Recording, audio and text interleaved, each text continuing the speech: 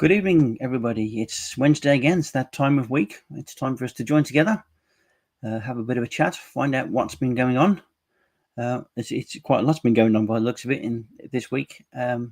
Quite a varied bunch of topics we can go through. But just bringing on my normal guests, Mr. Eric J. from the glorious city of Lisbon. Evening, Gary. How you doing, Eric? How's I hope your week has been fairly tranquil compared to what's happening around the country. Yeah, it's actually been pretty quiet for me this week after three very action-packed weeks previous to now. So it's kind of like things are smoothing out a little bit. Good. Our other guest is one of my relatives who you might recognise, Sir Ben of Aljubarrota, who will be revealing why he's called that a little later in the show.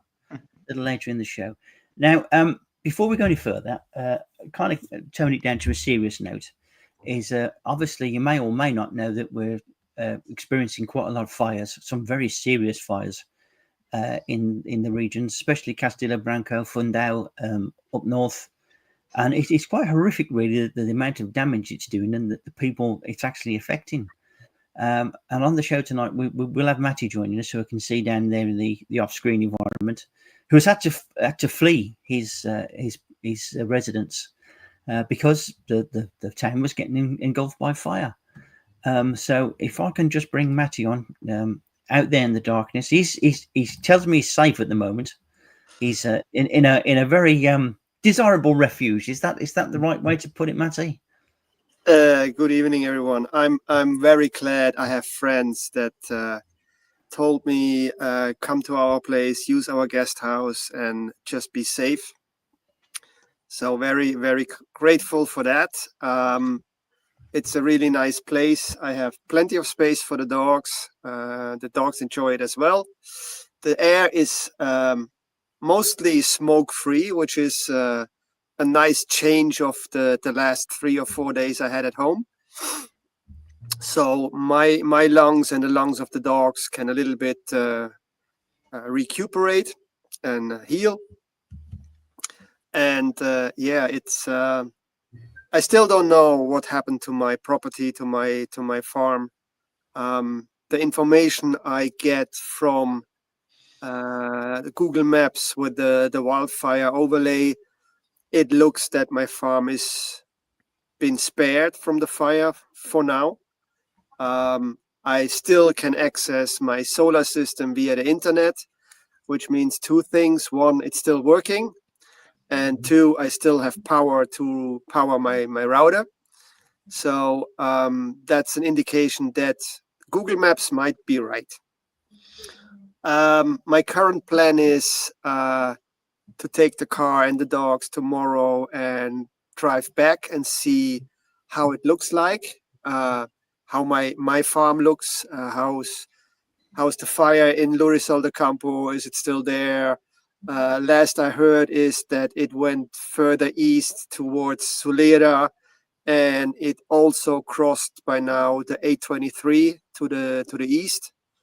So it's a really, really big fire. The stats I got is that it's over the big fire in 2017 burned like 53,000 hectares, and this fire already is at 57,000. Wow. Matty, I'm going to try and share the screen of where you are. Hopefully it will work. The only thing is I can never see this, so you'll have to tell me if you're seeing it, right? So hopefully you're seeing that. Yeah. Right now, this is the area of the fire. Exactly.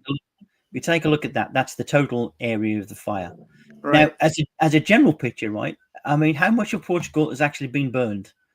And when you take, that is a lot. That is a lot of places that have been burned, isn't it? Right. But because we're dealing with you at the moment, I'm going to try and track in to where you are. Yeah. And there she is, Quinta Entre Regas. There you go. And that yellow band is supposed to be the active fire front. So it's possibly active, they say. And when I look at Google Maps, my home pin appears just outside that yellow band. Yeah, I mean it's close. It's very close. Yeah. Hopefully, not that So, close. so when you look like this, my ruin is just outside. But hopefully, man, that's as far as it goes, and we can You know, rest. I can't change anything. It is what it is. You I mean, can't. I did clean my land as it's mandatory and as I want to, because I don't like my farm burned. So if there's anything I can do myself to prevent fires, I'm trying to do that. But until I see my farm again with my own eyes, I don't know for sure. I've just noticed Bob has popped into the picture, so I'm going to bring you on there, Bob, just so you can join in the conversation. Matty, I'm going to attempt. I don't know that I can. I will try it, but share those videos you've sent. So maybe if I overplay these, you can tell us where this is. It's those videos were made from. Yeah, this is. It's a Dutch guy that made the video. It's the roundabout at the entrance of Lurisal de Campo. He's standing on a parking lot looking to the east, which is Southfield. Left is the Southfield College, the old school, and you see the flames in the distance, basically. I mean, that is quite alarming, isn't it, really? That's enough to scare the bejeebus out of you. That's not good. Yeah. But everybody's just kind of still driving around like nothing's happening. And then the other one, which is a bit more smoky and a bit more atmospheric. Was this later? I don't know. I think this one was earlier, and now he's at the same spot but looking into the village. Okay. So I think this one is sooner because they're still trying to fight the fire more to the west. And the earlier one is the fire more to the east. Yeah. So it already passed that area. But if I see right, all those hills back in the background are black. Right. They're supposed to be green. They're supposed to be, yeah. I mean, anybody that's ever been in this situation, it is a scary bloody place to be because 1, you don't know where the fire's going. 2, it could change. And 3, everything kind of gets confused. There's a lot of smoke. There's a lot of worried people. So, for those of you safe in other places, which will hopefully never see this, you got to think about a lot of people who are going through this at the moment, and one of them is on our screen here. So what kind of made you think, Matty, that enough was enough and it's time to go? What sort of made your mind up? Well, yesterday I was still working my shift online from my tech room, but all day the sky outside, whenever I went outside, it felt like I'm walking on Mars because the light was just orange. Everything was like orange. Well, it does. It looks, doesn't it? I mean, you can see in that clip there, everything is orange. It doesn't look natural. Yeah, exactly. And well, I decided after work I start packing my car. Mm-hmm. And my thinking was, well, worst case I come back and my house is burned down. So I packed my tent and my sleeping bag first, so that if I return and everything is burned down, I still have a roof somehow. Yes. Then I packed all the stuff like the food, the leashes for the dogs. And once I was done with that, I packed a change of clothes and the toiletry stuff, laptop, tablet, chargers, my Portuguese books, strangely, and and stuff like that. And then I just I didn't want to go, actually. I just took the dogs into the car and want to go to the village to check if there's an update of the situation, if there's anybody telling me, yeah, you need to evacuate, or no, stay at home, it's all fine. And when I entered the village, I was stopped and I had to park the car because the GNR was trying to have the main roads open for the bomberos and other emergency services. Mm-hmm. And so I had the car parked. The car was in dog mode, so I the air conditioning was running for the dogs, and I walked to the cafe close by, talked to a couple of locals, and suddenly everybody was looking to the west, and I looked as well, and then I saw fire coming over the hill, and then that was the moment I turned around and I told the guy from the GNR, I don't care what you say, I'm gonna step in my car and I drive this road, and I'm not coming back.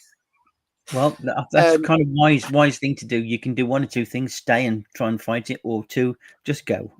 you know, the thing is, I would like to be able to help and fight the fires in what capacity ever possible. But first of all, I have 3 dogs I have to take care of. I have not a partner or anybody that can take care of the dogs, so I have to do that myself. And second of all, because I'm not speaking Portuguese well enough, I would like to avoid a situation where I'm hitting fire with a branch, and the Portuguese tell each other that it's time to leave, and I'm still hitting the fire and turn around and everybody's gone. Yes. I kind of think, right, if you look at them and when they all start coming out of the houses and starting to look worried, that's the time you've got to say, okay, I think I better go now, because that means it's serious. Around here, I've seen that a couple of times, but it's never reached probably as close as it has yours. We've seen it just across the valley in the trees, Yeah. but they managed to put that out fairly quick. But, I remember the videos. Yeah. But no, it's not a great place to be, mate. And I really, really hope with all my heart that your place has been spared, because I know you've worked hard on it, and it's a labour of love for you, and it's your place, it's your home. The fact is, if my solar system and my mobile home is in ashes, I'm bankrupt. I have not the money to replace it, Mm-hmm. and I have actually I wouldn't know where to start and what to do. But you know, I'll cross the bridge when I see it, and I have to see what's going on whenever I'm back. I think, But Matty, sometimes you just have to think that, you know, these things are replaceable, but you're not. So you're the important thing. of course, and that's why I left. And like I said, I have those 3 beings I have to take care of. I Mhm. took the responsibility to take care of them. It wasn't their choice. So yeah, but yeah, like I said, I don't know if my farm got hit with fire, and if everything would be burned down, how to restart. But I will find a way. I always have and always will. Mm-hmm. Well, that's a good way to look at it, my friend. You know, on the positive side. But I hope you'll be spared that. I hope you can go back home tomorrow and maybe see a few burned trees around the perimeter of your property, but that's about it. That would be the ideal, really. And so you can get on with your life and do what you've got to do. I will take my camera with me and put it on my YouTube channel next week. Oh yeah. I mean, if you maybe share a few photos with us guys, so we know you're okay and everything's good. You know, that's. But at least at the moment you're safe. You're in You know, good quality. for now, I just want that fire to be extinguished so that everybody is safe. Yeah, And that's a very, very lovely thing to say. Being a man in your situation, you got enough trouble, but yeah, like the rest of us, I wish this thing would stop. But it seems just to have got bigger and bigger, and which is very worrying, really. yeah, I've shared recently an article I found. I don't remember what it was. Quite a lengthy one for Facebook, and like I said, it explained that this fire that started in Arganil was caused by a lightning strike on a hilltop, which was inaccessible and therefore couldn't be fought early. Yeah. And it just found enough food on the way to just grow bigger and bigger, and it's not even related to the wind. Yeah, But that's a bit worrying. but And that same article also said that the plans that were made after the fire in 2017 were just not implemented. Well, seems to be a common thing that people are saying, that, you know, that the clearance of the land and, you know, what should have been done once again hasn't been done, and it's come back and bit us badly on the arse, so to speak, which is not good. Now I'm just going to move to Bob, because Bob probably has a little bit of experience in this sort of area. because you worked in Colorado, and I guess they had a few forest fires there in your time. So, what if you got any good advice? What could people be doing? Do you have any pearls of wisdom that you can give us to people watching, and maybe give them an idea what they could do? Well, the biggest thing is the clear space around the house, and even my house, and I had access to big chainsaws, but there were trees close enough to my house that if it started tree topping and jumping, they were too close. I did have a metal roof and that kind of thing. The tile roofs here and stone construction are great, but you reach a certain temperature, and particularly some of these fires like y'all have got down there, they begin to create their own wind. They become weather, and other than having a clear space around around your place, that's the best you can do, really. Yeah. And have a plan. We kept a list on the side of the refrigerator.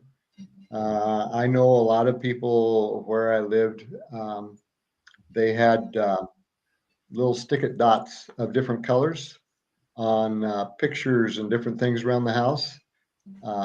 Being prepared, sounds like Maddie, you did it. I mean, you had a plan as you left. The worst case is when you're leaving in a panic and you end up with the clothes on your back and the dogs in your car, and that's it. So being proactive is big, definitely.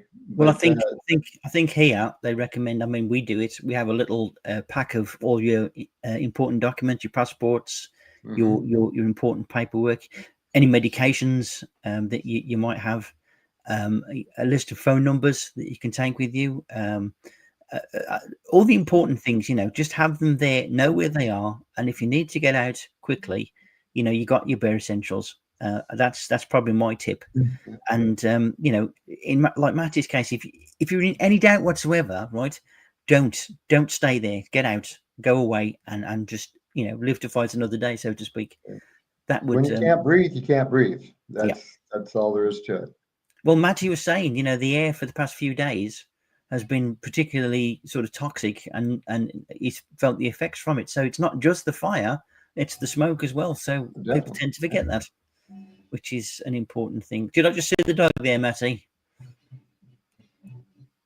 One of the girls. He must be camera shy. No. One of the girls was going down the stairs, and I used the light of the tablet to show her the steps. So, right. Yeah. I suppose they must be feeling a bit strange because they're not used to where they are now. So all these new sounds, new smells, probably kind of got them upset a bit as well. Yeah, it took half a day, a night to get them used, but they're now fine. I mean, dogs are usually quite easy as long as they are with the pack leader, and luckily that's me. So as long as the group is together, they are fine, and they don't care that much about where they are as long as they are together, and that's what I do. But yeah, it's different for me in a sense that I've set up my property in a way that I have the dogs like free roaming, and I don't have to worry about them because they can't go anywhere, and there's nothing dangerous. But the farm I am now is not used to having animals around, so the wells are maybe not covered in a way that it's not a danger for them. So whenever I go outside the courtyard, I have like one eye on each of the girls to make sure they don't wander any area that I don't want them to go. Yeah, which is a bit silly because it's I think 20 hectares of land, so it's plenty of space.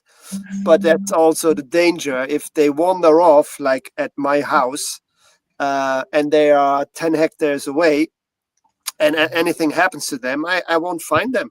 well, yeah, that's it. That it does happen. Dogs do wander off in Portugal quite frequently. Yeah, my neighbor at home told me recently that his puppy, and he had an Alentejo sheepdog, which is also quite a big dog, and he was already huge. His back was at my hip, so it was really a big dog, and his dog drowned in a well.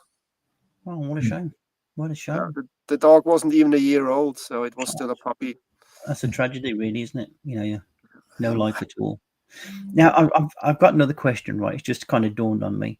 To the guys, like Ben, for instance, who lived most of your life in a relatively safe zone, down by the sea, where fires were, they happened, but there were nothing big. And you, Eric, how are you viewing this? How do you see this from your perspective? So, take whichever either one wants to speak first. I can go first if you like. I've been in Aljubarrota for over 4 years now. Like, I kind of acclimatized to it. I think the first year I was here, it came as a big shock. Like, whoa, what's all this movement? What's all this panic? Why is the sky red? Because it was the first or second year we were here where we had the big fire just beyond the hill, wasn't it? Yeah. And that came as a big shock. Now I don't want to say numb, because you're still wary and you're still trying to, figure out, what's going on? Do I need to move? Do I not need to move? You pay attention to the fire app and all the alerts on your phone. But I've kind of acclimatized to it a little bit more now. I know what's going on. There is a sense of security in that, if that makes any sense. Well, we do know that the Bomberos are pretty good at their job. I mean, obviously, they're not going to save everything. They're not going to put themselves in danger. But generally speaking, they're pretty damn good at protecting property and life. And with the size of the fires that are around and the numbers of loss and loss of life for those people that have lost their lives is pretty small in comparison to the size of the job. So hats off to them in that sort of light. Eric, anything you want to say about that? I guess the closest that I can come to what people in this country are dealing with right now is places that I've lived in the past. We've been subject to hurricanes. Yeah. And there was a few times that not just me, but I have family that live in other parts of the country, would have to evacuate. And just like Maddie, not knowing what would be once they returned, their whole house could be flattened. It could be, blown away, miles away and stuff like that. So there was always that concern, similar to Maddie, where it's like you would wait it out as long as you could. And then, like you pointed out, Gary, once your neighbors started to sort of pack up and go, it was like, yeah, I guess it's time to go. Yeah. So yeah, that's about the closest that I could come. But similar sort of circumstances would arise like that occasionally. And actually, right now there's a hurricane that's going through up the east coast of the United States right now, and there's some coastal areas of like of North Carolina and places along the eastern seaboard there that there's going to be houses washed away into the ocean. So I saw a film of it today, and it's pretty devastating. So. Yeah, I mean, it's only in times like this when nature really unravels itself and has a bite back that you realise how puny that humankind is, and how minuscule you are in the grand scheme of things. So, it could be better if we managed our land a bit better and didn't maybe grow certain things. But nature will have its way at the end of the day, and it's a powerful thing to be dealing with. But Matty, I know you're out there in the dark and you're on your phone and stuff. If you need to go, mate, feel free to go. If you need to disappear, just disappear.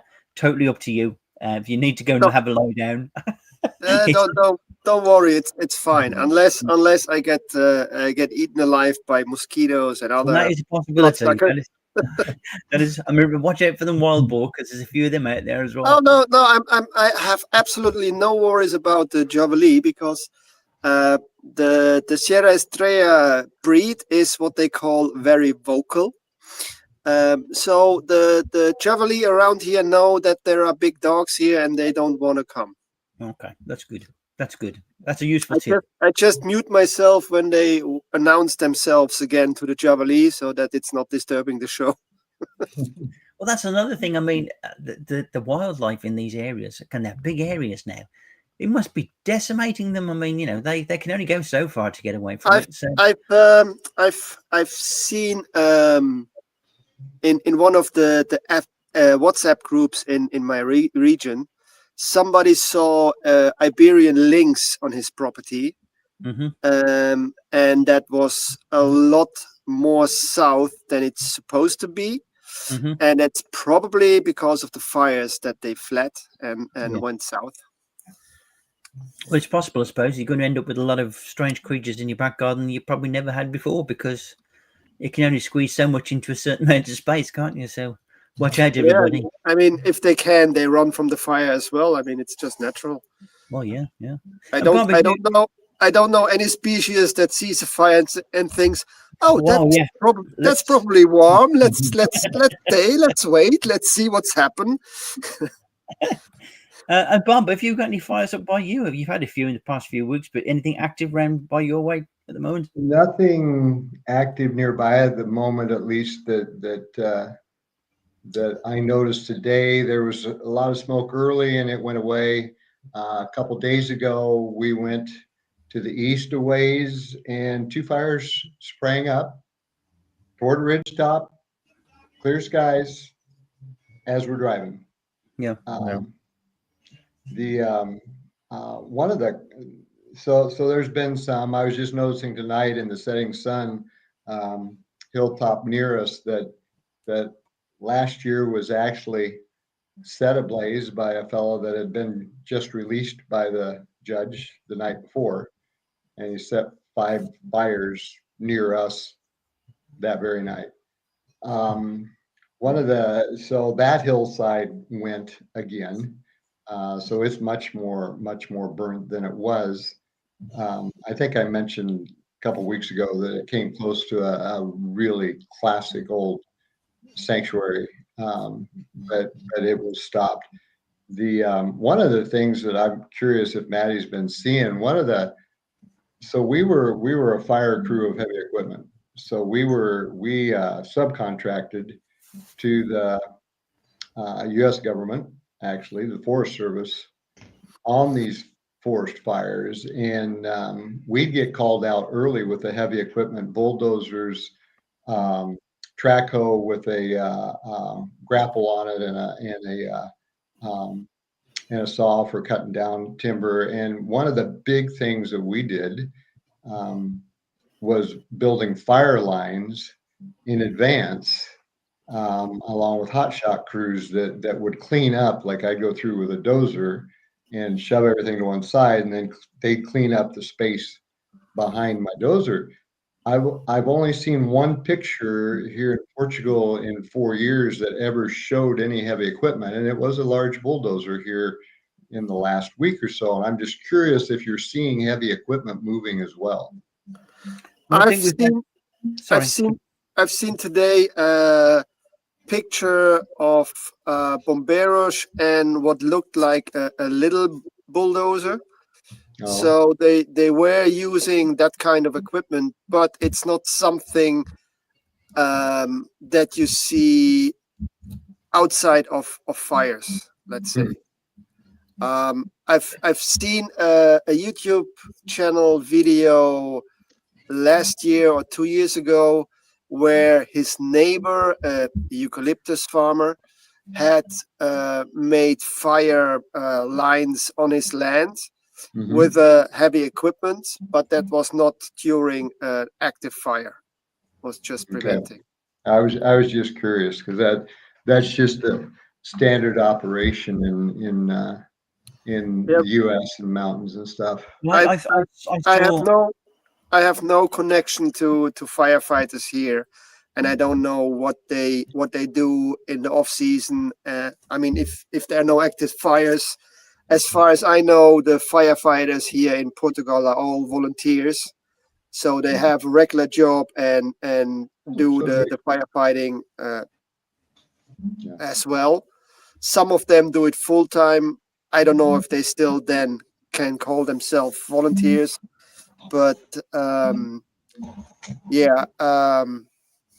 just wondering why there are not and it appears that there are not.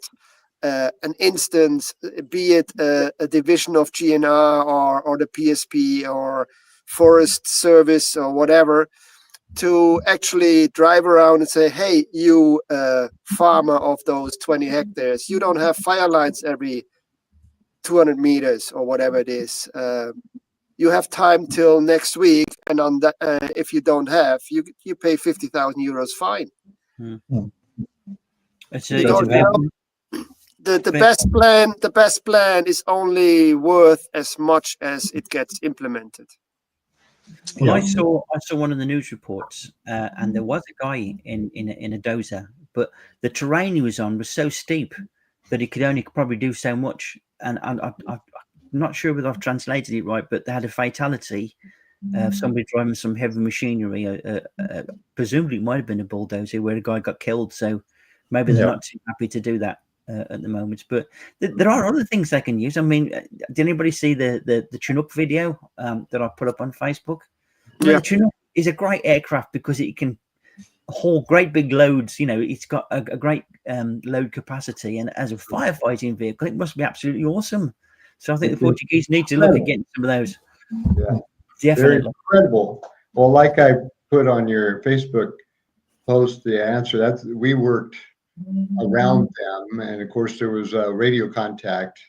Everybody, whether you were a subcontractor in heavy equipment, whether you were on the fire line as a hotshot crew or whoever it was, there was a central command, and you knew when one of those big birds was coming in. Number one, you could hear them coming.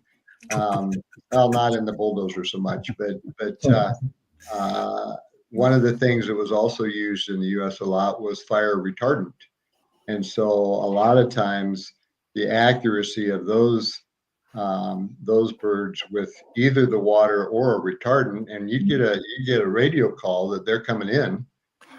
You need to clear a certain quadrant. I worked one fire where the top Rocky Mountain Command was there. It was near a city town.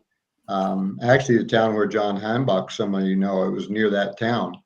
And it had so many valleys. It probably a lot like these fires. There were so many different wind currents and so much changeable wind current that it was also a dry year. It was the hardest one that they'd ever managed, and it was just difficult because you don't know where it's going to go next, and you have to be ready to get out of the way. That's why we worked so hard. We had big brush chippers, and had a crew feeding a brush chipper. Had dozer, had the track hoe cutting trees, and building the line in advance, and sometimes doing a back burn, so the wind's blowing towards you, you're out ahead of it, and then you can light a fire just a little bit, so you have a blackened area that it can't jump. Now, Bob, with the old backburns, right? I've never kind of understood this theory because the risk you're starting another fire. How do you control that one? I mean, it's a stupid question, I know, but how does a backburn work, and why don't we use them in Portugal so much? I don't know why they aren't used here, because a lot of these areas, at least up here, it's a lot of a grass fire burns faster than a tree fire any day. Yeah. And my boss always said there have been more firefighters and people got caught in grass fires and lost their lives than in the forest fire, because they do move so fast. Yes. But if you have undergrowth, you clear a wide swath, and then they actually have tools to drip a line of fire, and you've got a crew behind you and you got water. So you can do just short sections at a time, and they're always blowing toward the cleared area. Yeah. And what you're doing is just making the cleared area deeper and deeper and deeper toward the oncoming. Yeah. But if you get a tire that's top, I don't know if the fires here top trees and jump tree, that was the problem. Pine forests obviously have a whole lot of sap, just like the eucalyptus do, and they would top trees, and just if it got up a tree, you just see it go, whoof, So Yeah. but I mean, there's a technique to it, obviously. I've seen it save some houses. Yeah. So but yeah, there's a technique to it. Yes. Maybe Chinooks and backburning is the way to go. Yeah. Right, I'm just gonna, I haven't done any comments yet. So How about before that we make sure the land is cleared and clean, and you have fire lines beforehand, and not just when the fire is started. that as well. That as well. That was a major part of that developed into a major part of my boss's business. And when he got done clearing a large acreage up in the mountains, it looked like a national park. Cleaned up the turf, didn't leave the brush cuttings behind, and we would have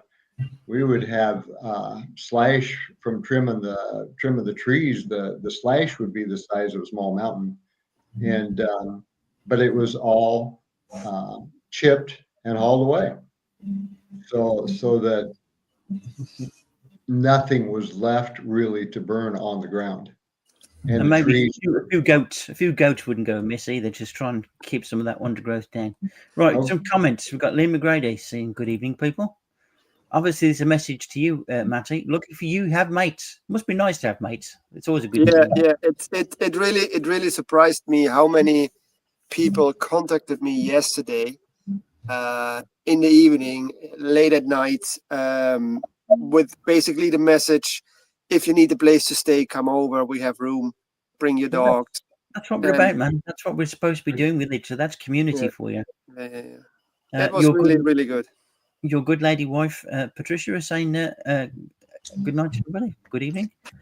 Lee's come back with Eric lived through the blackout. Now, I'm not sure that's a reference to the blackout as in like the one we had recently or the one during the war. Don't mention the war. Don't mention the war. I think the longest blackout I've been through has been about 7 days. 7 days. And what was that then? What caused that? It was an ice storm that we had back in New York one year, and it basically knocked all the power lines down, trees down, and it took cleanup crews forever just to get to certain spots, and then the electrical crews to get back out to put up poles and new lines and get things connected. So yeah, that's the longest blackout I've been through. So it was 7 days. See, fire, wind, snow. We've done a lot. Rain. Everything's dangerous, isn't it? Throw a tornado in there once in a while. Tornado, yeah. Landslides, everything. Yep. Yeah. Don't forget the tsunami now and then. We're a cheerful lot tonight, aren't we? Let's be honest. Simon's saying good evening, and Lee, backburn is done in winter to clean the land. Well, so it should be, I suppose, but it doesn't seem to always go that way, does it? Right, have we done enough with fires now? Have we depressed ourselves enough? Should we lift the mood a little bit? Should we take it somewhere else? I think we're best.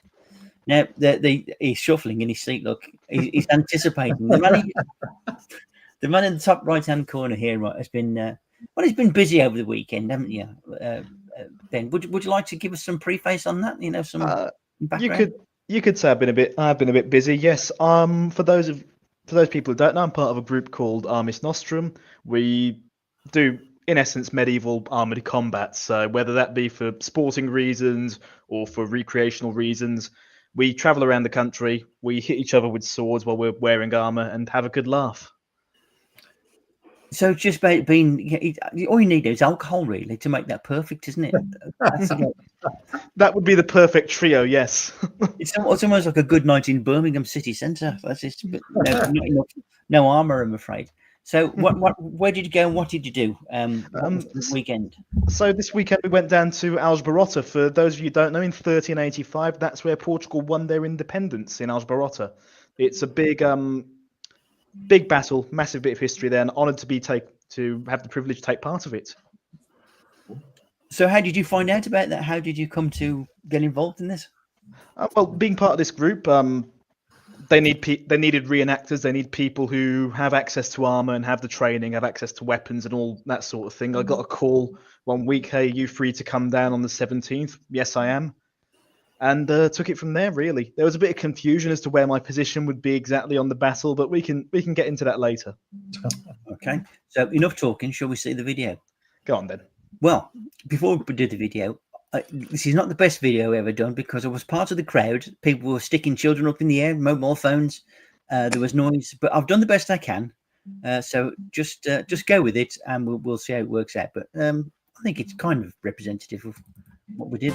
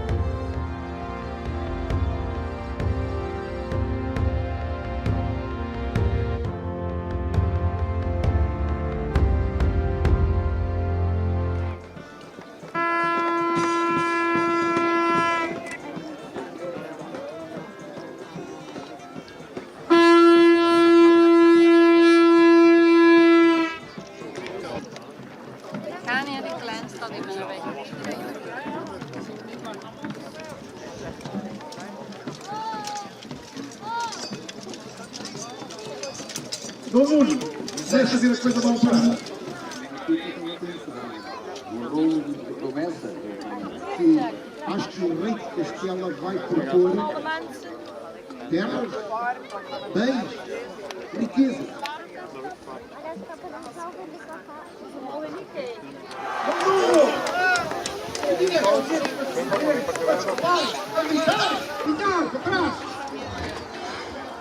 Primeira casa.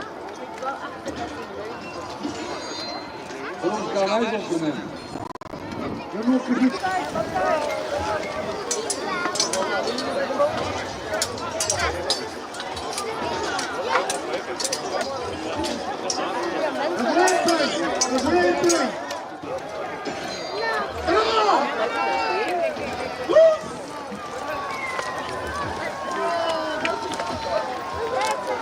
Tudo que no sul não consegue passar.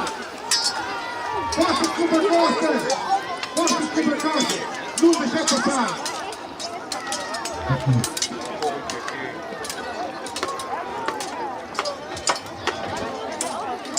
Vamos voltar.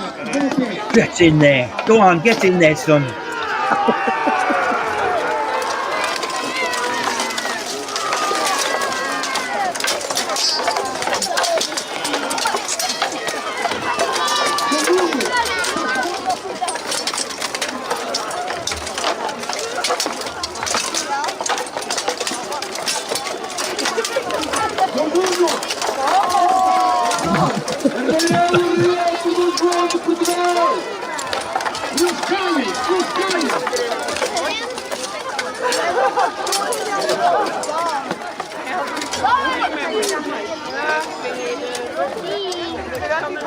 Watch the guy in the red, the stretcher bearer. Keep your eyes on him.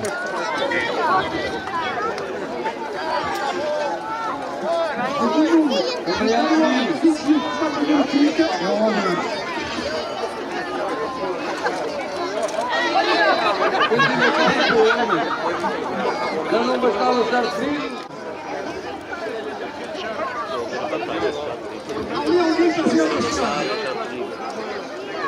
Estou a ouvir a batalha, já te digo.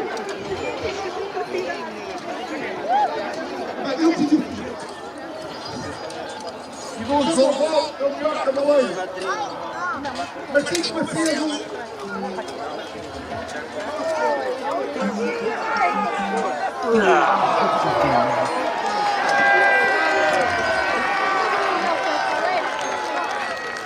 Já acabou, já acabou. A única coisa que eu peço é que vocês não precisam de conquistar. A única coisa que eu peço. Ô, Fernando, já reparaste? Portugal! Dom Nuno, olhai, olhai, olha quem tem a bandeira, Dom Nuno.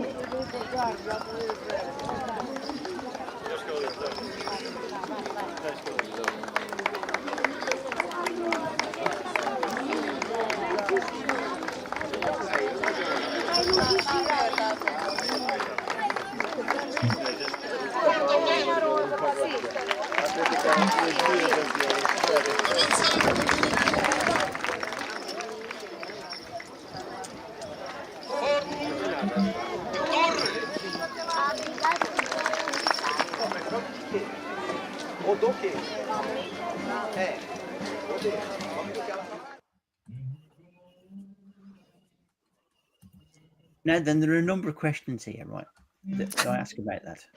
Is the fact that I didn't know they had glasses at that point in history. That guy. Number two, it must be really difficult to play drums in full armor with those gloves. Yeah. And a couple of other things, do you actually ever get injured, Ben, when you do, when you're in heavy armor like that? Right, let's take these questions in order. So glasses, yeah, they did have, not as we have today, but they did have glasses at that point in history. Unfortunately, not everyone has the funding to have their own set of medieval glasses, so you make do with what you have. They are quite expensive. What was the other question as well? The drums. The drums. Never played them, so I couldn't tell you. That guy, I presume they're with the Spanish coming in, right? He's trying to play, and he's got like full armor on. It's like must be really difficult. I think it's more in the wrist than anything, isn't it, when you play drums? I mean, you've played drums, haven't you? So. Well, yeah, but not in armor, so that's a whole different. Although I might try it one day just to, say that I've done it. I'd definitely say that mobility with your arms is a bit less, but your wrists are pretty free because the armor will end about here before you have a gauntlet or a glove on. I think the other thing people don't realise is how incredibly heavy that armour is, and when you fall over, how difficult it is to get up. About 35 kilograms to 40 kilograms, yes. So you're talking maybe having something like a gas bottle strapped to your back or something like that, isn't it? So it's that's heavy. That's not easy. Or one of my Sierra Estrella dogs. Yeah, carrying a Sierra Estrella dog on your back. Yeah. So, I mean, you say that, but it's not just on your back. You have to remember it's a lot of different pieces. So the weight is very well distributed. So it's 2 kilos here, 2 kilos there, a few kilos on your back, a few on your legs. It's not all sort of concentrated in one spot. And when we were looking at the video there, obviously the heavy infantry were in the foreground, having a good old go at each other. And they don't muck about really, do they? I noticed one got a swift kick in the old undercarriage.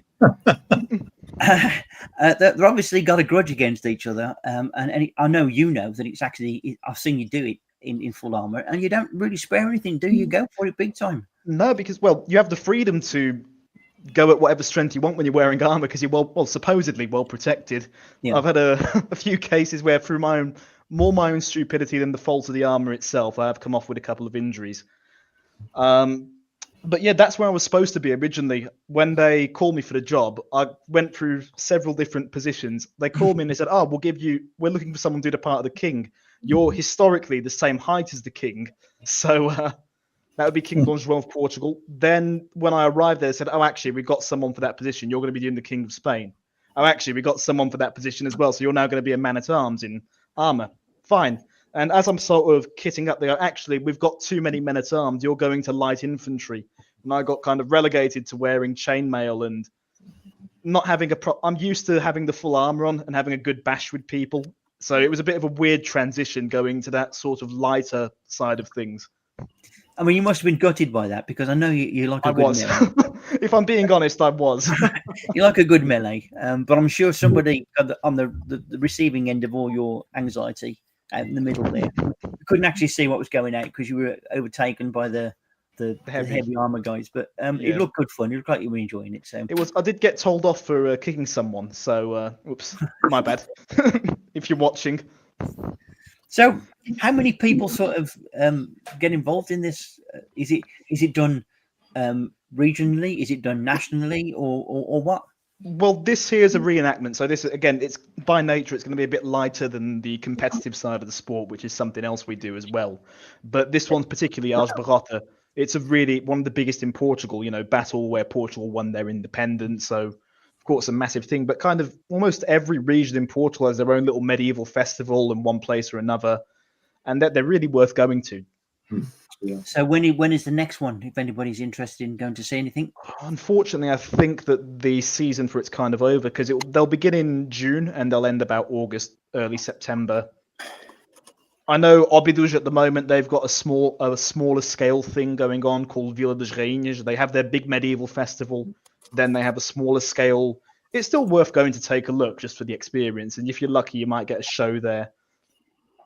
so my next question is why do they have them in the hot months? I mean, it must be like being a tin of sardines in a can being boiled to death. It is. You get used to it. You do eventually get acclimatized.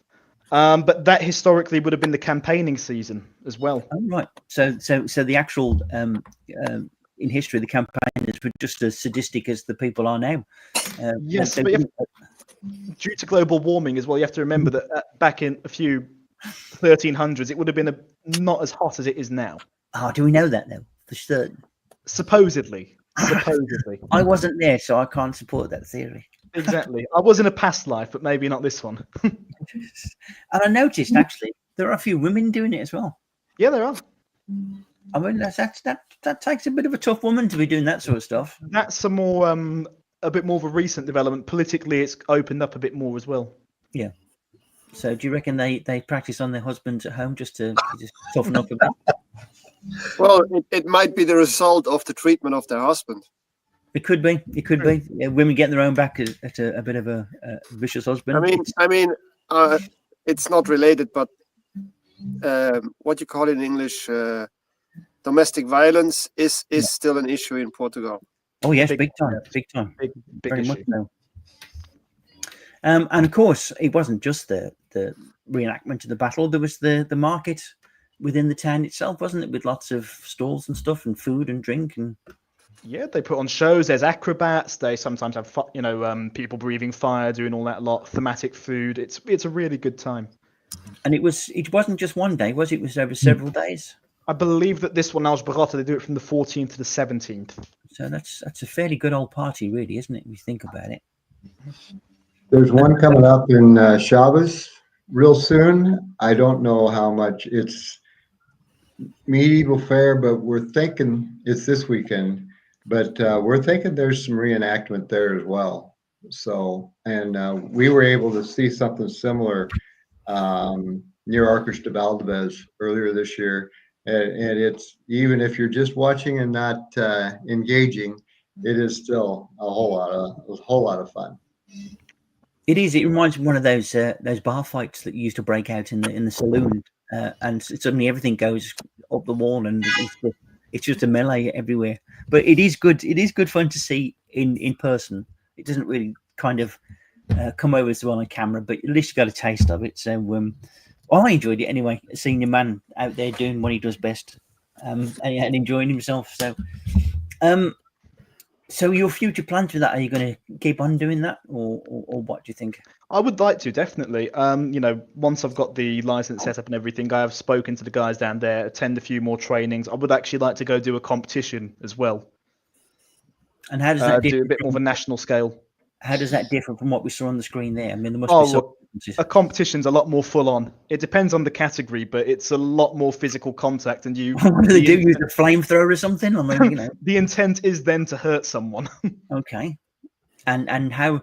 Give us an idea what a competition might look like. Do you have rounds, or you just go at it until one drops dead on the floor or something? Or well, there's three different categories. You have HEMA. I'm not particularly good at HEMA or particularly fond of it personally, which is it's a point-based system. So each touch with a weapon. So imagine it scratches my shoulder, or that's 1 point. It hits my head, that's 2 points. Okay. You're not allowed to grapple people. You're not allowed to punch people. So that's a bit more. That's the one I'm not too fond of. You have another one which is called Pro Fight, which is like MMA but with armor and weapons, which is something that I'm not particularly good at, but I'll give it a go, definitely. And my favorite one's called Buhurt, which is group fighting. The rules are it'll be 5 versus 5, 15 versus 15, 10 versus 10, 12 versus 12.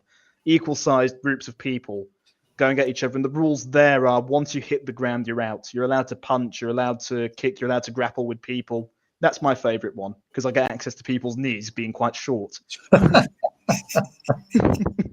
Tactics, tactics. But I mean, looking at those people, I mean, some of them were obviously playing dead. Some did anybody actually get injured? Do you know? Did they sustain injury? I don't think anyone actually got injured, no, but it's in the nature of the reenactments. They tend to be a bit softer, a bit more, hey, let's not actually go try kill someone, try put them on the ground. Right. So you have a bit more of a theatrical element to it as well, where you kind of pretend to be a bit, I'm injured. Ah. What would you say the typical age group that generally participates is? There's actually, I was quite surprised to find there was a really wide range of, I'd say most people in their 30s, 40s, that age, but there were kids there about 14 that were taking part. There were, 60, 70-year-olds there too doing their bit. It was a really wide range of people, and it's a cool environment because you're all working towards the same goal. You're all interacting and cracking jokes, and we're all big history nerds getting together and got a few comments here. I've just where are we? Lee, what's the biggest animal you could take down with your sword? Black bear, fully grown black bear. Yeah, fully. Yes, and the bear would be angry, obviously. Yes, of course. I mean, the bear, oddly enough, we've been over this as a group. We've talked about this before at great length. And the animal that I landed on was a black bear. I think that would be kind of the biggest I could handle. Elephant's a bit out of the question. A rhino would be very difficult because of the speed and their hide's quite tough. But I think a black bear I could get away with. And what would be your weapon of choice in this? Longsword. Well, I mean, ideally, I'd have a spear or a polearm of some sort. But I think Lee's here says sword, so going with a longsword, two-handed, I think I could do a black bear definitely. I thought you were a bit of I can't remember what it's called. A bit of an axe sort of guy. Depends on the occasion, but I prefer buckler and axe, a short-handed axe. That's my go-to. Now, buckler is a little shield, isn't it? It's a little rotund round thing. It's really good for punching people. You see, I didn't know that. You use the shield as a weapon as well. I always thought a shield was a shield, but no. They use it as a weapon as well, which is quite interesting to watch. Simon got a thing. Well done, Ben. That looked epic. Holding the line against the heathens. The Castilians. Castilians, right. And not many people know this. There were a few English there as well, weren't there? Yes, there were. In your video as well, you captured that was the old English coat of arms, our old flag with the 3 lions and the fleur-de-lis. There were 300 English longbowmen in the Battle of Aljubarrota, leased to Portugal. Right. See, we were there. And it's nice to know that, several hundred years later, our football fans are still doing the same sort of thing worldwide on the streets of most big cities. Any given occasion, but no, I enjoyed that, and if you do get a chance to go and see it, I wholeheartedly encourage you to do so. I didn't get a chance to have any of the food there. I mean, but did they got pig roast and that sort of stuff? Oh yeah, they had. The further you went on into town, the more restaurants, and they had mead as well. I'm a bit sad because I didn't get to have any mead this time. I found the store a bit too late. That's my little my kind of tradition when I do these medieval fairs. After a bit of a scuffle, a bit of fighting, and all the shows and reenactments, we go out for a bit of mead. Well, that's kind of a reward, really. It's a bit of a wind down, what you'd expect after a good old medieval battle. Oh yeah, nice big cold mead. It just wouldn't be complete without a big cold mead, would it? Not at all. And what is it? A shank of wild boar or whatever. Oh, definitely. Have some food as well. So yeah, I mean, I love that. It was good fun, and I like Aljubarrota. In fact, I almost looked at a house there once when I was looking round. It's not it's not a pretty place. I don't think it's a pretty place. Not around it because there's a lot of factories that deal in ceramics and stuff. Yes, it became a bit of an industrial region at one point. Yes, it's very a hilly area as well. It is on top of a hill, isn't it? It's kind of built on top of a hill, overlooking. But the town itself, once you go in, is quite oldie worldy and very, very nice, especially for that sort of event. So it has its charm, definitely. Yes. Well, I think because of its history as well, it's one of those places you should visit. It's very important to Portuguese history, isn't it? So for those of us who don't know where that is, how would you describe its location? Sort of inland, a bit further east of Leiria, a bit more, southeast of Leiria, east of Aljubarrota. Right, Okay. hang on. I've still got my map open, so I might be able to Oh, show there you you. go. Give me a second. Where are we? Portugal's a big place when it's on that scale, isn't it? Yeah. Mhm. Right, where are we? Talk amongst yourself for a minute while I'm trying to find it. So if you guys had to go into a battle, I'm curious, what would be your weapons of choice? Something around this period of time, 1300s. Oh, Archer. Well, being that I'm not a very big guy, I need to have a sort of weapon that I could handle with a certain amount of speed, I would say. You know what I mean? Like you have a big, heavy sword, right? If I was to start wheeling that thing around, it takes a lot of to first get it going, and it takes a lot to stop it too, right? So Yes. I'd be the guy that ends up on the ground because the momentum takes me there. But I don't know. I'd I be an think- archer. A longbow archer. Oh, There you'd be you in the go. back line, Yeah. Yeah, picking people off. yeah. Give me a flaming tip on an arrow, and I'll see what I can do. There you go. It's a good Start more fires. I would, Sorry. I would like a crossbow for the longer distance, and probably a long sword or an axe. That's a good choice. The longsword's very when you're fighting someone in armor, a sword isn't very practical because it won't cut anything, it won't go through, and it can be quite awkward to And it manipulate. depends where you hit and how you hit. Yes. Because are every armor has a weak spot. You just need to find it and penetrate. Mhm. Yep. There So are Ben, techniques for to get that nice gash on your head, what were you hit hang with? on, I'm going to go. the longsword. Hang on. Can we go full screen on that one? Can we get the proper? Hang on. Yeah, we can try. That There we go, was hang a longsword. There we go. Oh yeah, there it is. Longsword. I did have my tooth knocked out at one point as well. That's not a real tooth. I'll be darned. Oh, wait, That's sorry, awfully close to the eye with a sword. That's Yeah. He's got a dueling scar now. He's a bit of a dude. Right, let's try and It's a share this. conversation starter. It is really. So go back to Google Maps again. Tell me if you can see it. Hopefully you can. Right, where are we? Aljubarrota. Yes. There.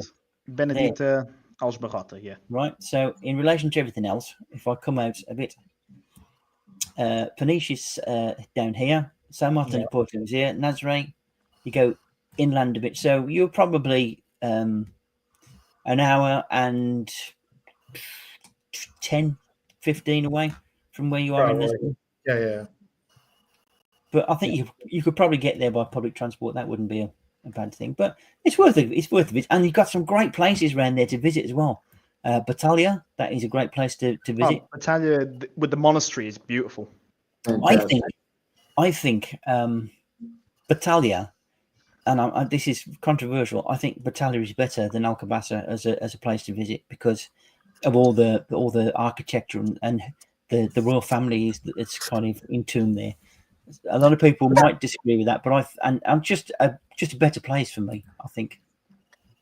So I'll come back to that. So there's a tip. I was very impressed with Battaglia. Yes, very Really, much so. really good. I think when visiting Aljubarrota, though, you have to visit it seasonally. You have to visit it when the medieval fair's up. Otherwise, the town can be a bit boring. Here's another suggestion for a weapon. Flail. Flame. That's an interesting choice. I've nearly had the ball of a flail driven into my knee by accident. They are incredibly hard to operate. They're really quite impractical, to be honest with you. Right. It's a bit like the Asian nunchucks, which are famous from what Bruce Lee was using. They are also very hard to because you have a loose end that you. So Joel is asking you to look for the Jogo do Pau. I have no idea what a game of something. It's a Portuguese martial arts where it's like self-defense with sticks, and I have looked into it, and we do have some guys in our group that do that, and I have gone to a few trainings. It's quite interesting, really. It's learning how to use a big stick defensively, a staff almost. I think Joel would be good at this. Could you imagine Joel doing this? He'd be great, wouldn't he, to stand behind? Good frontliner. He would, yeah. He'd be like a human bulldozer, wouldn't he? Yep. The bigger Yeah, they are, the harder they fall. Well, sometimes, but I've been hit by big guys and it hurts. So that's not always. Can confirm not it always does. true. Gary, I give you a hint. When fighting, try not to be where your opponent is hitting. That Yes, helps. yes. Doesn't always work out that way, but especially when there's more than one of them. But there you go. Yes, Lee, I think Lee might want to talk about this on Friday. So beware, people, beware. Okay. Right. I think we've covered that one. We've done the fires. Yes, that's what I wanted to say. My last important message. Now, here in Aljubarrota, we're going to have a little meeting on the Saturday with some of the locals who I know, and we're having a collection together of stuff for the Bomberos. Not money, but things like water, fruit juice, food, stuff that they're going to need, because these guys must be absolutely dead on the feet. They've been out there, for the best part of 2-3 weeks now doing stuff. And that must be a tough place to be. You're out there in heat. You need water. You need food. A few of them are getting burned. So maybe just take a few supplies down to your local Bomberos instead of giving money, because you never know really know where the money goes, do you? So take some supplies, take some water, take some fruit juice, take some energy bars, some stuff just to clean yourself with, like wipes or whatever. Take it to the Bomberos, and they'll be most grateful for what you're giving, because I think these guys need our help, and it's just to me, it's just an act of good faith. It's they go out there and they do what they're going to do, and hopefully, Matty, they've done the job on your place and defended it like I have seen round here. Well, to be honest, Monday I went to Lidl in Fundao for my own shopping, and I bought a couple trays of energy drinks and energy bars and water, and dropped it at the fire station in Solera, where 2 firefighters were actually. And they were happy to receive it, and I had a little chat, and then I left. And the day after, I evacuated, and now I'm here. Yep. Just remember, he knows. He's watching, and I don't mean your dad upstairs, Ben. I mean the man upstairs. So yeah, please do. I'm going to do it. A lot of people around here are going to do it, and I just think it's a good thing to do, just to give back something to these guys who, are out there doing the things that we couldn't. At our sort of age. So hopefully you can do that. And with that, I think we've crossed the 2 hours. Yes, we have. Close enough to we're hour and 7. So anybody else need to add anything to that? Anyone want to say anything to that? So no, I think it's a good note to end the show on. I think so. So I thank you, gentlemen, for your inputs. Matty, stay safe, mate. If any more smoke, you know what to do. Doors open. I quit smoking back in 2002, so just to be replaced with this smoke. So guys, take care of yourselves, all of you. Be careful and stay safe. So thank you, guys. I'm going to end the stream now. And Eric, I will see you Friday at the man cave for the how would you describe the man cave to those people watching it who might think, well, what is it? I'm going to give you a plug now. Off you go. Wow. It's the man cave. Well, the way it's been described is a bunch of older guys get together on a Friday night. We have a few beers, maybe a few jugs of wine, and we just hash about whatever topic comes to mind. And 2.5-3 hours goes by, and that's the way it goes. So everyone is welcome, as long as you're a male, because it's been frowned upon when a female actually comes around. But so I have to say that because it's sort of it's a no holds barred but yet respectful exchange of ideas, etc. So yes, respectful. Yes, respectful. Yes. But if you like beer, yes. If you've not sort of too faint-hearted, yes. Because sometimes it can get a bit ugly. We have known cases where it can a bit ugly. But don't go if you're really sensitive. That'd be my.